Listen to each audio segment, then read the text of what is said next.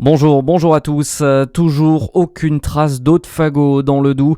Cela fait maintenant 12 jours que l'infirmière de 44 ans n'a plus donné signe de vie depuis le samedi 31 mai dernier.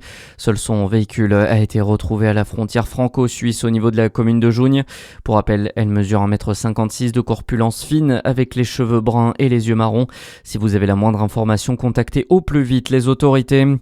François Bègue, acquitté par la cour criminelle de Dijon. Le quadragénaire était accusé de viol lors d'une fête à Talent en 2020. La plaignante avait expliqué être très alcoolisée et particulièrement vulnérable lors de son agression. De son côté, le mis en cause lui défendait une relation pleinement consentie. Suite à l'expertise psychologique, la cour a finalement déduit hier que la jeune femme était bel et bien lucide au moment des faits. L'accusé, quant à lui, a été remis en liberté. C'est un élément bien connu du paysage bisontin depuis le début des années 70. La cheminée de la Planoise du haut de ses 62 mètres ne sera bientôt plus qu'un souvenir. Autrefois destinée à abriter les tuyaux d'évacuation des fumées des chaudières à fioul et à charbon et encore utilisée pour le gaz, elle est en cours de démantèlement. Un chantier qui a débuté hier, il va durer 3 semaines. Anthony Napez est le vice-président de Grand Besançon Métropole en charge des bâtiments, réseaux de chaleur et des énergies renouvelables.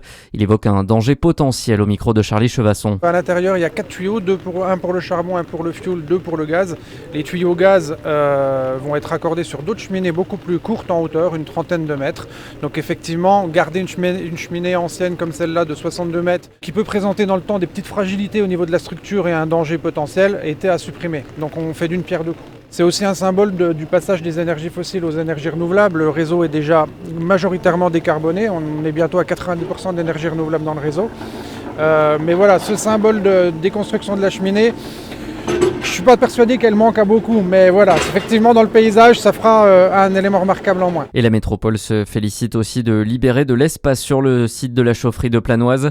L'ambition est d'y construire une nouvelle chaufferie à biomasse dans les 3 années à venir. Dans le reste de l'actualité, Donald Trump annonce un accord avec l'Iran. Le président des États-Unis a annulé ses frappes prévues hier et assure que ce compromis pourrait être signé en Europe dès ce week-end. Une affirmation démentie par les Iraniens. La diplomatie iranienne a en effet déclaré que Téhéran n'avait pas encore décidé s'il était prêt à le signer. En France, le dernier adieu à Liana. Les obsèques de la jeune collégienne de 11 ans se déroulent cet après-midi à Fleurance dans le Gers. Une cérémonie organisée dans la plus stricte intimité à partir de 14h30. À la même heure, l'association des maires du Gers a appelé à un moment de recueillement devant les mairies du département. Et puis en mot de foot avec la victoire du Mexique pour l'ouverture de cette Coupe du Monde 2026.